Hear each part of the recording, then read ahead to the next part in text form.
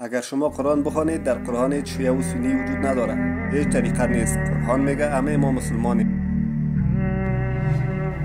ما خیلی از خواهرها و برادرای شیعه داریم توی این مجالس میان، دوستشون داریم، از صمیم قلب دوستشون داریم.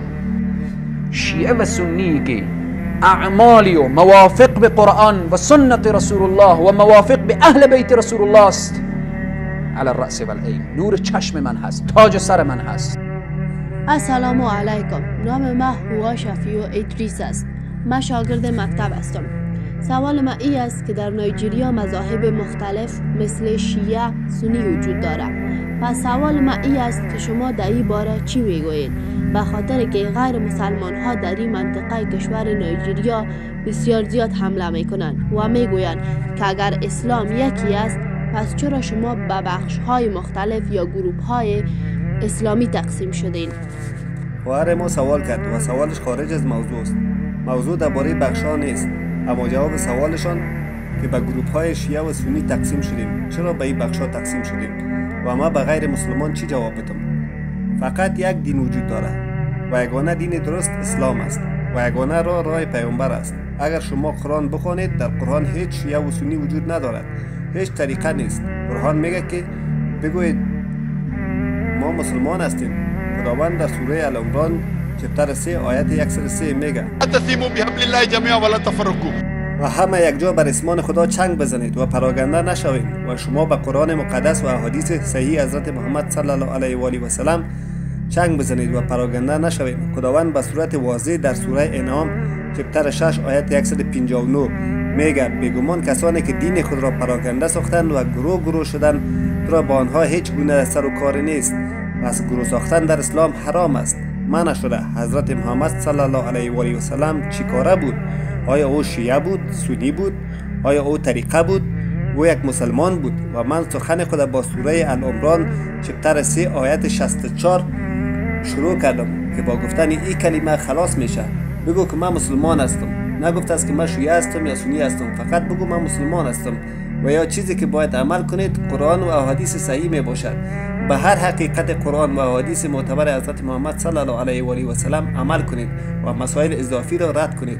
به هر حال شما یک مسلمان هستید. ما مسلمانیم، بنده خدا هستیم. شافعی به حنفی توهین نکنه، حنفی به شافعی توهین نکنه، حنفی و شافعی سنی به شیعه توهین نکنه. اگر دلیل داری مطرح کن، همدیگر رو دوست بداریم. کشور مال همه است، مال شیعه هست، مال سنی هست، مال مسلمان هست، مال غیر مسلمان هست. این کشور مادر ماست، وطن ماست، بالاتر از همه اسلام همه چیز ماست، پدر و مادر ماست. اگر کسی اشتباه میکنه تذکر بدیم. خیلی محترمانه، فرهنگ همزیستی اینجا بلوچ هست، کرد هست، مهاجر افغان هست، بنگالی هست، بندری هست، ترک هست، عرب هست، شیعه هست. من به برادرها و خواهرای شیعه هم گفتم وقتی میاد اینجا تو قیام مهرتم با خودت بیار، دستم نبند، کسی حق نداره چپ چپ بهش نگاه بکن. اگر پید برد که این مهر نباید بذاره، اون موقع خودش نمیذاره. ما خیلی از خواهرها و برادرای شیعه داریم توی این مجالس میان، دوستشون داریم، از صمیم قلب دوستشون داریم. رفتار بعضی از افراد مانع نمیشه که همدیگر رو دوست بداریم. اگر من اشتباه کردم این مانع نمیشه، این اشتباه شخصی منه. قومیت های زیادی تو کشور ما هست ولی همه مسلمانن. این قومیت ها مانع نشه که ما به هم نرسیم و همدیگر رو سیراب نکنیم از عاطفه های زیبا. دنیا میدانی است برای به نمایش گذاشتن هنرهای زیبا، عاطفه های زیبا، مهرورزی. همدیگر رو دوست بداریم، لذت ببریم از دوست داشتن همدیگر. اگر نیازی به نصیحت پیدا کردیم، هر کسی حرف خیر زد اونو بپذیریم. نگاه کن چی گفت، نگاه نکن کی گفت. ما اینجا نیامدیم که فقط نماز تنها بخونیم. آمدیم که قرآن رو بفهمیم.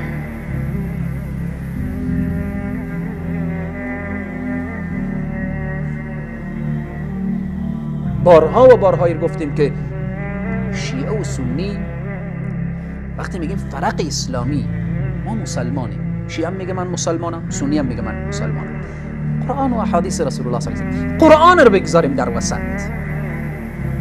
الله سبحانه و تعالی میگه من از ابوبکر و عمر و عثمان و علی و سایر الصحابه من راضیم.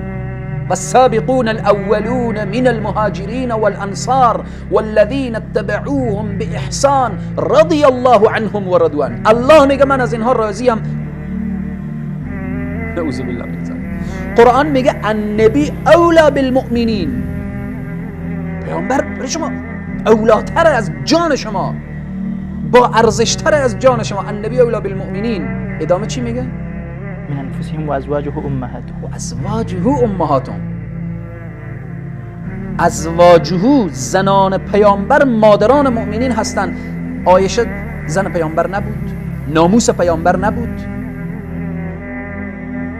و رسول الله صلی الله علیه و سلم لحظه ای که از دنیا میرن سر مبارک بر زانو و بر سینه ام المؤمنین عایشه گذاشته هست. آخرین لحظات خود را رسول الله صلی الله علیه و سلم در خانه ام المؤمنین عایشه صدیقه سپری کردند. آخرین روزهای خود، آخرین ساعتها و ثانیه‌های خود، دفن رسول الله صلی الله علیه و سلم در خانه ام المؤمنین عایشه صدیقه هست. شیعه و سنی وقتی وارد مدینه منوره بشه، وقتی در مقابل حجره ام المؤمنین عایشه صدیقه قرار بگیره، یادش نمیاد که این حجره ام المؤمنین عایشه هست. شیعه و سنی وقتی بیایی رسول الله سلام بکنی، مگر بیایی به دروازه خانه ام المؤمنین عایشه صدیقه سلامی بزنی و دست به سینه استاده بشی و سلام بکنی؟ مگر گدای در خانه عایشه صدیقه بشی تا سلام تو به رسول الله صلی الله علیه و سلم برسه؟ و رسول الله صلی الله علیه و سلم میگن همه امهات المؤمنین من دوست دارم، عایشه از قلب دوست دارم. و صحابه میایه یا رسول الله چی کسی از همه بیشتر دوست داریم؟ میگن عایشه. میگه یا رسول الله من منظور من از مردها بود، از مردها چی کسی را دوست داریم؟ میگن ابوها، پدر عایشه را بیشتر دوست دارم. یک مسلمان لحظه فکر بکنه، مسلمان فکر بکنه، چی شیعه چی سنی. خیلی به عجیب راهی میریم. پیامبر صلی الله علیه و سلم 23 سال آمد کار کرد، 23 سال آمد کار کرد. به 23 سال دروازه وحی بر رویش باز بود. الله سبحانه و تعالی از آسمان بری وحی نازل می کرد.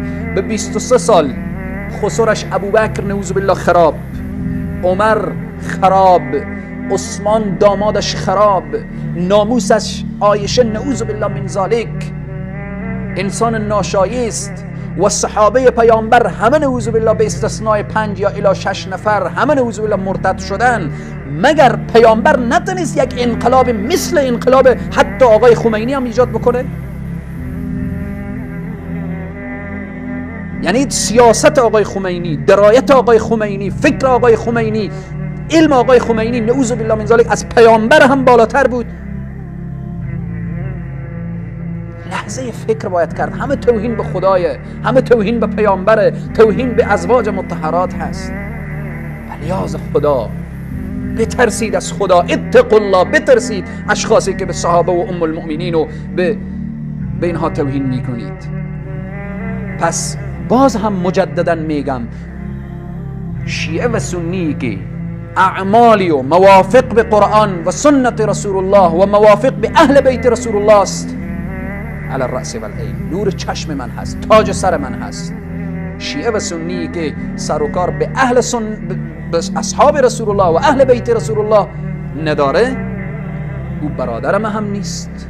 او قرآن هم برادر من نگفته، به خاطر که انما المؤمنون اخوه، انما المؤمنون اخوه، مؤمنین برادر یکدیگرن، نه مشرکین. مشرک هیچ وقت برادر مؤمن نمیشه. الله سبحانه و تعالی به ما توفیق بده که عقیده خود، باورهای خود و بالاخره عقیده درست و صحیح و عقیده اسلامی داشته باشیم.